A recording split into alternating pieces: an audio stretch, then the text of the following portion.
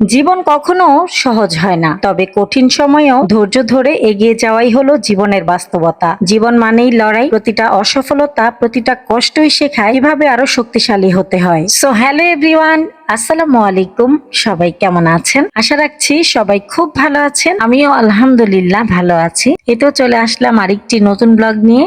আজকে সকালের নাস্তাটা একটু হালকা পাতলাই করছি, তবে হেলদি অনেক। সবসময় তো রুটি পরোটা খেতে ভালো লাগে না। আমি এই ভাইরাল কড়াইতে দুধ জাল করে নিচ্ছি, আর একটা আপুর কাছ থেকে শিখেছি এই কড়াইতে নাকি দুধ জাল দিলে কড়াইটা সবসময় সাদা চকচকে থাকে। তো আজকে আমিও ট্রাই করলাম। আর পাশের চুলায় আমি 5 জনের জন্য 5টা ডিম সিদ্ধ বসিয়ে দিলাম। আর এদিকে রুটিতে আমি পিনাট বাটার দিয়ে দিচ্ছি। রুটিটাকে আমি হালকা করে সেঁকে নিয়েছি। দুধ গরম হয়ে গেছে, এখন আমি হরলিক্স মিক্স করে নিলাম। 5 জনের জন্য 5টা প্লেট রেডি করছি। আজকের সকালের নাস্তায় এই তো পিনাট বাটার দিয়ে ব্রেড, কলা, ডিম আর হচ্ছে হরলিক্স। নাস্তাটা খুব মজা করে করে নিলাম। তারপরে দুপুরে রান্নার জন্য চলে এসেছি। আপনাদের ভাইয়া এই যে একটা কচু নিয়ে এসেছে। কচুটাকে আমি ছিলে কেটে ধুয়ে নিয়েছি। হাঁড়িতে আমি কচু শাকটা দিয়ে দিলাম সেদ্ধ করার জন্য। পরিমাণ মতো লবণ দিয়েছি, এখন ঢেকে রাখলাম। কচু কাটার সময় বা ধোয়ার সময় আমার হাত চুলকায়নি, তবে এখন যে পরিমাণ হাত চুলকাচ্ছে যা বলার মতো না। তো এই হাত চুলকানোটা আমি কিভাবে দূর করি? প্রথমে আমি আমার হাতে লবণ দিয়ে ভালো মতো মেখে নিচ্ছি যেসব জায়গা আমার চুলকাচ্ছে। তারপরে চুলা ধরিয়ে আগুনের উপর আমি 5 মিনিট রেখেছি। হাতটাকে উল্টিয়ে পাল্টিয়ে 5 মিনিট রাখার পর আমার চুলকানিটা চলে গেছে। কচু কাটার পর যদি হাত চুলকায়, আপনারা কিন্তু এই টিপসটা ফলো করতে পারেন, তাহলে কিন্তু আপনাদের চুলকানিটাও চলে যাবে। এই তো আমার কচু শাক সেদ্ধ হয়ে গেছে, যথেষ্ট পরিমাণে পানি উঠেছে, এগুলোকে আমি ছেঁকে নিব। তারপর একটা কড়াই বসিয়ে আমি পর্যাপ্ত পরিমাণে তেল দিয়ে দিলাম। আর এখানে ইলিশ মাছের মাথাগুলো ভেজে নিচ্ছি হালকা করে। আগে থেকে আমি মশলা মাখিয়ে রেখেছিলাম। এই তো ইলিশ মাছের মাথা ভাজা হয়ে গেছে, উঠিয়ে নিলাম।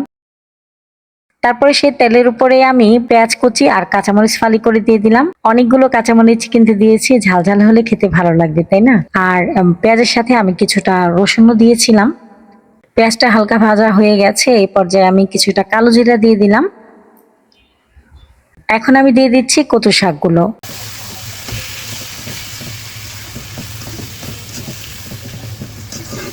তারপরে দিয়ে দিলাম পরিমাণ মতো লবণ আর একটুখানি হলুদ মরিচ ধনিয়ার গুঁড়া, যেন কালারটা একটু ভালো আসে।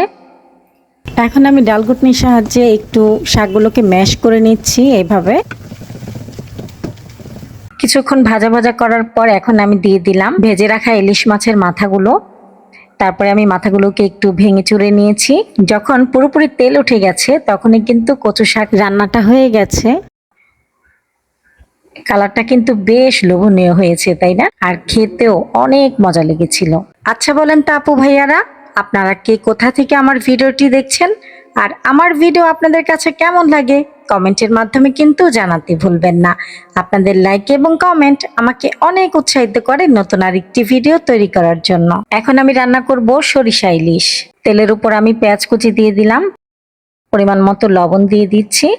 পেঁয়াজটা হালকা ভাজার পর এখানে দিয়ে দিচ্ছি হলুদ মরিচ ধনিয়ার গুঁড়া। তারপর দিয়ে দিলাম পেঁয়াজ বাটা আর সরিষার সাথে কিছুটা পোস্ত দানা আর কাঁচা মরিচ আর একটু লবণ। সরিষার সাথে কাঁচামরিচ আর লবণ দিয়ে বাটলে সরিষা তিতা লাগে না, আর সরিষার সাথে পোস্ত দানা দিলে খেতে আরো বেশি মজা লাগে। তাই আমি এভাবেই আজকে রান্না করছি। মশলাটা খুব ভালো মতো কষানো হয়ে গেছে। তারপরে আমি এই যে ইলিশ মাছ দিয়ে দিচ্ছি।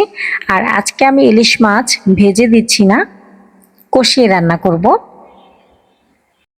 কিছুক্ষণ মাছটা কষানোর পর এখন আমি ঝোলের জন্য পানি দিয়ে দিচ্ছি। তারপর ঢেকে রেখেছিলাম। এই পর্যায়ে আমি কয়েকটা কাঁচামরিচ দিয়ে দিলাম। এখন মাছটাকে উল্টিয়ে পাল্টিয়ে নিচ্ছি। যখন তেল উঠে যাবে তখনই কিন্তু রান্নাটা হয়ে যাবে।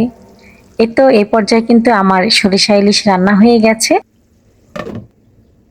নামাজ কালাম পড়ে তারপরে খাবার খেতে বসলাম। আজকের 2টা আইটেমই কিন্তু খুবই মজা হয়েছিল, আর সাথে কিন্তু পাতলা ডালও আছে।